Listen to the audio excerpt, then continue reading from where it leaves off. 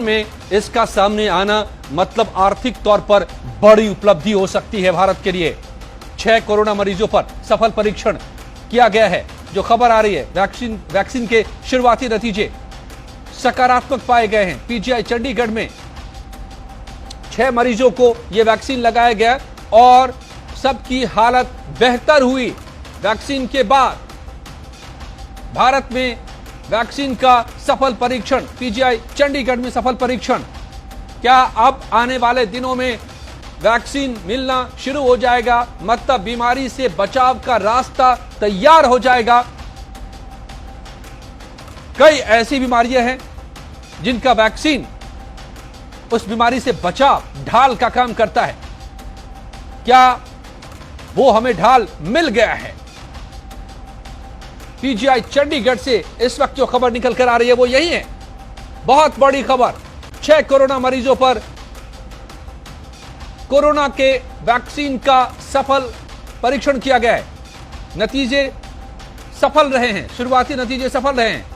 एक ट्रायल का प्रोसेस होता है जिसको फॉलो करना होता है और किया जा रहा है।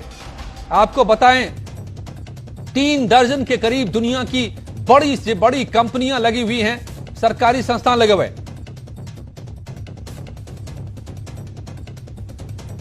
और भारत में भी कई संस्थान इसकी खोज में, वैक्सीन बनाने की खोज में लगे हुए थे। लेकिन ये पहला जो है, पहली सफलता मिलती दिखाई दे रही है पीजीआई चंडीगढ़ को।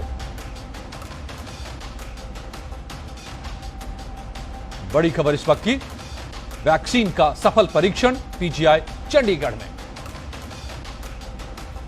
आपको बताएं कि पीजीआई देश का बेहतरीन संस्थान है। 3 केंद्र सरकार के बड़े संस्थान हैं मेडिकल से जुड़े हुए, all India institute of medical sciences Delhi, PGI Chandigarh और पीजीआई पौंडीचेरी।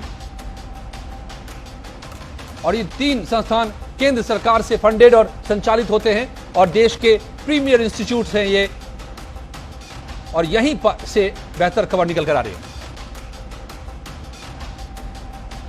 उमेश शर्मा हमारे संवाददाता चंडीगढ़ से जुड़ गए हैं। उमेश, क्या यह जानकारी निकल कर आ रही है?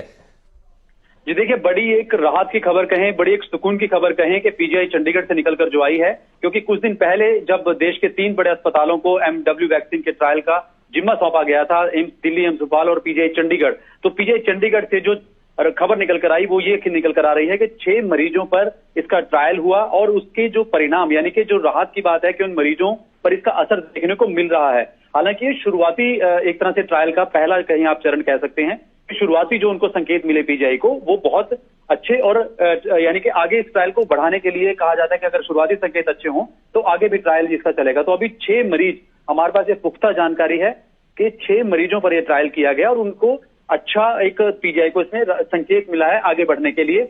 और इसमें एक बात और ऐड मैं करना चाहूंगा कि ये, क्योंकि जो वैक्सीन है ये बेसिकली इम्यून बूस्टर है और क्रिटिकल पेशेंट को दी जाती है, क्योंकि वायरस से अगर आप लड़ेंगे तो इम्यून को बूस्ट करना है। तो ये शुरुआती जो हमें जानकारी मिली कि 6 मरीजों पर इसका भी ट्रायल किया गया और नतीजे जो है वो सकारात्मक रहे हैं। जी, तो क्या आगे इसका रास्ता क्या है? मतलब कि कितना और वक्त लग सकता है इसको? क्या कब से मरीजों को ये मिलना शुरू हो सकता है? जी देखिए, क्योंकि अभी जब ये ट्रायल शुरू हुआ और खासकर क्योंकि पेशेंट की इसमें कंसेंट से ही होती है, अगर पेशेंट कंसेंट देने की हालत में नहीं होता तो उसके अटेंडेंट से ये कंसेंट दी जाती है, यानी कि उनसे ये अनुमति ली जाती है। तो फिलहाल जिन 6 मरीजों को पर ये किया गया है, अब आगे किस तरह से बढ़ा जाएगा, क्योंकि आगे जब पहली संकेत आपको अच्छा मिला तो नेचुरली इस चीज को आगे वो कंसिडर करेंगे। मुझे लगता है कुछ दिनों तक शायद पीजीआई ऑफिशियल ही सरकार की उसकी जानकारी में आकर अगर इसे बड़ी घोषणा भी करना चाहें तो वो कर सकते हैं, लेकिन अभी इसका अभी शुरुआती चरण है। तो आगे पीजीआई मुझे लगता है अभी और इस पर ट्रायल पर काम करेगा और कुछ और मरीजों को देगा, और जैसे जैसे उनको परिणाम मिलते जाएंगे शायद एक डाटा इकट्ठा करके शायद तब वो एक ऑफिशियली इस पर आगे बात करेंगे। एक पूरा प्रोटोकॉल होता है किसी भी वैक्सीन को, पहली बार परीक्षण का पूरा प्रोटोकॉल होता है और उन कई चरणों से गुजरना होता है और उसके बाद ही उसे आमतौर पर इस्तेमाल के लिए बाजार में उपलब्ध कराया जाता है। तो ये देखना होगा कि उस प्रोटोकॉल में कब कहां से निकल कर ये कब तक आ पाता है सामने। लेकिन इस वक्त शुरुआती नतीजे सकारात्मक है और